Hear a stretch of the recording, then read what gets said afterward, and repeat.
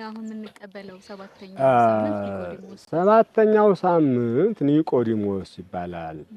ኒቆዲሞስ ደግሞ ከሌሎች ለየት ብሎ በአንድ ሰው ስም የተሰየመ ሳምንት ነው። ኒቆዲሞስ ማለት አንድ ታማኝ አገልጋይ ወይ ደግሞ አንድ የአይሁድ አለቃ የነበረ ስሙ ኒቆዲሞስ የተባለ ሰው አለ። በሱ ስም የተሰየመ ሳምንት ነው። እንዴ በሱ ስም ተሰየመ? በአንድ ሰው ስም እንዴት ሳምንቱ ሊሰየም ይችላል ልልን እንችላለን። ነገር ግን ይህ ሰው መጽሐፍ ቅዱስ እንደሚነግረን በዮሐንስ ወንጌል በምዕራፍ 3 ላይ ቁጥር 1 ጀምሮ ተጽፎ እንዳገኘ ነው ወሃሉ አሐዱ ብእሲ ዘስሙ ኒቆዲሞስ መልአኮሙ ለአይሁድ ወውእቱ መጽአ ቀዲሙ ለኢታበ እግዚእ ኢየሱስ ይላል። የአይሁድ አለቃ የሆነ ስሙ ኒቆዲሞስ የተባለ አንድ ሰው ነበረ።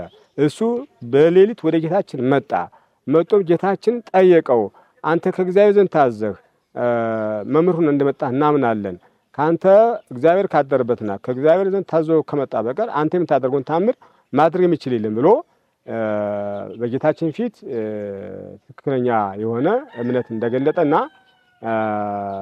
ከጌታችንም እምነቱን አይቶ የተሰጠው አስተምሮ ቤተክርስቲያን የምትመራበትና ለቤተክርስቲያን ቁልፍ የሆነውን ጉዳይ ለዚህ ሰው ተገልጦለታል ማለት። ቤተክርስቲያን ቁልፍ የሆነ ምስጢር አላት። ቁልፍ አምስቱ አዕማደ ምስጢር ማለት ቅድም በደብረ ዘይት ላይ ምስጢረ ትንሣኤ ሙታን እንደገለጥን አሁን ደግሞ በኒቆዲሞስ ደግሞ ምስጢረ ትንሣኤ ሙታንን ለማግኘት ምስጢር የከበረ ነው ወይ ደግሞ ትክክለኛው ምስጢረ ትንሣኤ ሙታን ለማግኘት ምስጢረ ጥምቀትን የመጀመሪያውን ለኒቆዲሞስ ገልጾታል ማለት። ስለዚህ ኒቆዲሞስ ከአምስቱ አዕማደ ምስጢር የመጀመሪያ የሆነው ለክርስቲያኖች ማለት ተሳትፎ የመጀመሪያ ማለት ምስጢረ ሥላሴ የመጀመሪያ ነው። ምስጢረ ሥጋዌ ቀጥሎ ሁለተኛው ነው። ነገር ግን ያ በእምነት ነው ይዘው ነው። ይሄ ተሳትፎ የኛም ተሳትፎ አንድ ሰው ወደ ክርስትና ለመግባት መጀመሪያ ጥምቀት መቀበል ማመን መጠመቅ ስላለበት ምስጢረ ጥምቀት ለዚህ ሰው ተነግሮታል ለኒቆዲሞስ ማለት። ስለዚህ ወደ ክርስቲያን ለመግቢያ በሩ ነው የተሰጠን ጥምቀት ነው።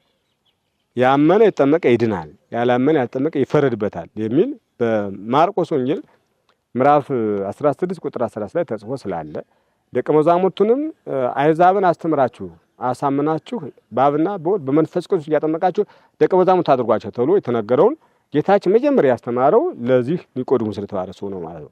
ኒቆዲሞስ ደግሞ በአኗኗሩ የአይሁድ አለቃ ነው፣ አለቃቸው ነው፣ ሹመት አለው። በሀብት በጣም ከነሱ በላይ ነው።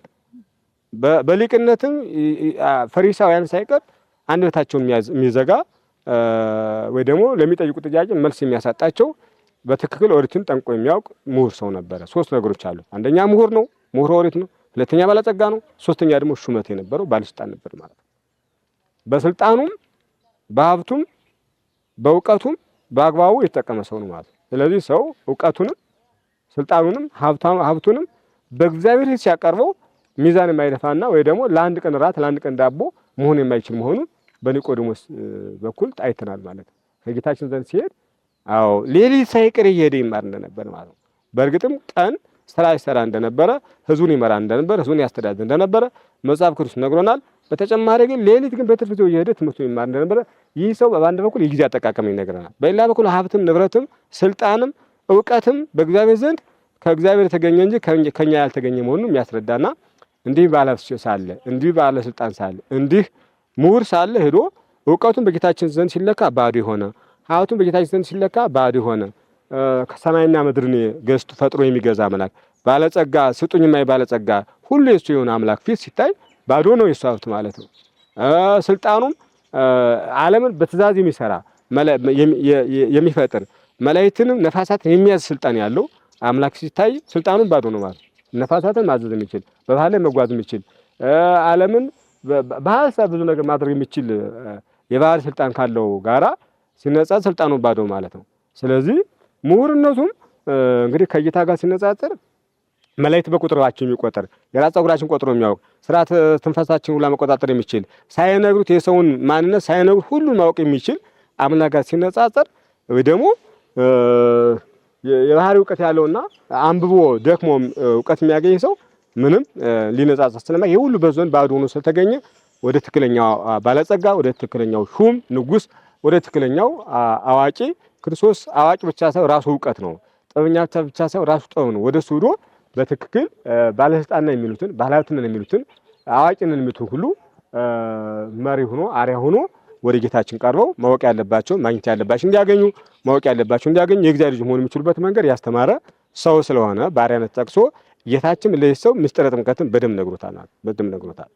በጣም የሚገርመው ይህ ሰው እንዲሁ ነው ስለተማረ ሌሊት ነው ይማር ስለነበረ በአንድ ወቅት ጌታችን ይዘው እንዲያመጡ ወጣቶች ተልከው ነበር። ሄዳችሁ ይዛችሁ አምጡ ተብሎ ማለት ነው። ሄደው ሊይዙት እንዳሉ ጌታችን ሲያስተምር ሰው ደነገጡ። ንግግሩን፣ ትትናውን፣ ፍቅሩን፣ እውነተኛነቱን ተረዱ። ያ የተላከው ወጣት ገናና ጡንቻ ያላቸው መርጦ የላኳቸው ነበረ እና የተላኩ ሰዎች መጡና ወደ ላኳቸው ሰዎች እንደዚህ አይነት ሰውኛ አይተናናውቅም፣ እንደሱ ያለ ንግግር ተናጋር ማይተናናውቅም፣ በደግነቱ፣ በቅንነቱ፣ በትትናው ፍጹም ሰው ነው፣ ሁሉ ነገር አንድም እንኳን ተጻጽ ያገኘንበት የለም ብለው መልሳቸውን አቀርበው የተላኩ ሰዎች ማለት ነው። በዚህ ሰዓት አይሁድ ደንግጠው ፈሪሳውያን በጣም ተፈታሽተው እናንተ ስሁታን ናችሁ እንዴ? በእነሱዎች እኮ እነዛ ጥቃቅኖች አላዋቂ ሰዎች ናቸው እንጂ ያመኑበት እኮ ከትላልቆች ሰዎች እኮ ያመነበት የለም። እናንተም ትበድላላችሁ እንዴ? በሱ የሚያምኑ እኮ ድሃዎች ደካሞች ናቸው፣ የማያውቁ ሰዎች ናቸው። እንዴት ትበድላላችሁ ሲሏቸው ኒቆዲሞስ በዚህ ጊዜ እጁን ብድግ አድርጎ አውጥቶ ፈሪሳውያንን፣ ታላላቁን ሰዎች፣ ምሁራኑን፣ ባለስልጣናቱን አንደበታቸውን ያዘጋ በንግግሩ በዮሐንስ ወንጌል በምዕራፍ 7 ላይ ተጽፎ እንደተቀመጠው በእውነት ኦሪታችን አንድ ሰው በደል ሳይኖርበት እንዲቀጣ ታዛለች ወይ? ይሄ ሰው ምን አጠፋ? በኦሪታችን ውስጥ እኮ ሰው ሳያጠፋ ሳይበድል ይቀጣ የሚል ሕግ የለም። እስኪ ታሳዩ እንዲያምስ ሲላቸው ደንግጠው አለቃቸው ነው፣ በእውቀት ይበልጣቸዋል፣ በሀብት ይበልጣቸዋል። በዛም ላይ ደግሞ ትክክለኛው ንግግር ስለነገራቸው ደንግጠው ያኔ ፈሪሳውያንና የአይሁድ ማህበር ተበትኗል።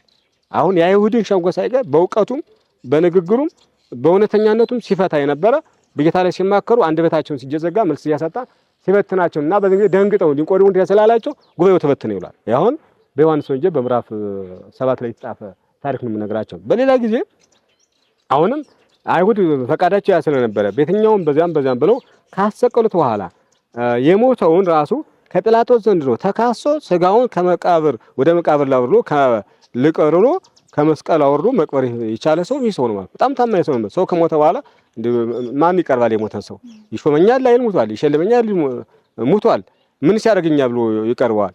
ስለዚህ በጣም ተቀርቦ ነበረ፣ ወድጆው ነበረ፣ አክብሬው ነበረ፣ ትልቅ ቦታ ሰጥቼው ነበረ። ለካን ሞተም ይሞታል እንደማንኛውም ብሎ ራሱን ባላፍ ስለሆነ ባለስልጣን ስለሆነ እውቀትም ስለነበረ ዝም ብሎ ይቀመጥ ነበር። ግን ይህ ሰው ትክክለኛ አምኖ ስለነበረ ከሞተ በኋላ እንኳን አውርዶ ለመቅበር በጲላጦስ ፊት ተካሶ ደቀ መዛሙርቱ ሳይቀር ሸሽተው እያሉ ከጲላጦስ ፊት ቀርቦ ይህንን ተካሶ ጌታችን አውርዶ ለመቅበርም ፈቃደኛ ሆነ። አሁንም በዮሐንስ ወንጌል በምዕራፍ 19 ላይ ተጽፎ እናገኘዋለን ማለት ነው። ስለዚህ ሰው በጣም ትልቅ ሰው ነው ማለት እና ምስጢረ ጥምቀትን የነገረው እንደዚህ ሰው ነው ማለት ነው። ሁለተኛ ሰው ካልተወለደ ወደ እግዚአብሔር መንግስት መግባት አይችልም ብሎ ሁለተኛ ነው እና ኒቆዲሞስ ጠየቀ። እንዴ ሰው ካረጀና ከሸመገለ በኋላ ወደ አባቱ አብራክ ወደ እናቱ ማፀን ተመልሶ ሁለተኛ መጎል እንዴት ይችላል ሲለው እንደዚህ አይደለም ከውሃና ከመንፈስ ካልተወለደ ወደ እግዚአብሔር መንግስት መግባት አይችልም ብሎ ጥምቀትን ከውሃና ከመንፈስ ተወልደን ወደ እግዚአብሔር መንግስት መግባት እንደምንችል በዮሐንስ ወንጌል ምዕራፍ 3 ላይ የኒቆዲሞስ ታሪክ በተዘገበው ላይ ይህንን ጌታችን ለኒቆዲሞስ ምስጢረ ጥምቀትን ነግሮታልና ምስጢረ ጥምቀት ደግሞ የቤተክርስቲያን ቁልፏ ከእግዚአብሔር የምንወለድባት የመንግስት ዜግነት የምናገኝባት ወንዶች ገብረ ማርያም ተብሎ ሴቶች ወለተ ማርያም ተብሎ ገብረ ኢየሱስ ወንዶች ወለተ ኢየሱስ ሴቶች ገብረ ጊዮርጊስ ወንዶች ወለተ ጊዮርጊስ ሴቶች ተብሎ በቅዱሳን በእግዚአብሔር ስም ወጥቶላቸው ከእግዚአብሔር ተወልደው የመንግስት ዜግነትን አረጋግተው የእግዚአብሔር ልጅ ነው የመንግስት አባልነት የሚያረጋግጡበት ጥምቀት ስለሆነ ይሄንን ለኒቆዲሞስ ስለነገረው ይሄ ትልቅ ጉዳይ ስለሆነ ኒቆዲሞስ የሚለው ሳምንት በውስጡ የምናገኘው ምስጢር ትልቅ ስለሆነ በእሱ ሊሰየም ሆኗል የሚለው ነገር ሊያዝ ይገባዋል ማለት ነው። እሺ ውድ ተመልካቾቻችን ከመጋቢ ሃይማኖት የኔታ ፍሬህይወት በቀለ ጋር የነበረን ቆይታ ይህንን ይመስል ነበረ። በተማርነው ትምህርት 30 60 100 ያማረ ፍሬ እንድናፈራ ልዑል እግዚአብሔር ይፍቀድልን። በቀጣይ በአዲስ ርዕስ በሌላ ፕሮግራም የምንገናኝ ይሆናል። እስከዛ ንስር አምባ ስንቅ በማለት የዩቲዩብ ቻናላችንን ሰብስክራይብ በማድረግ ጠብቁን። መልካም ሳምንት።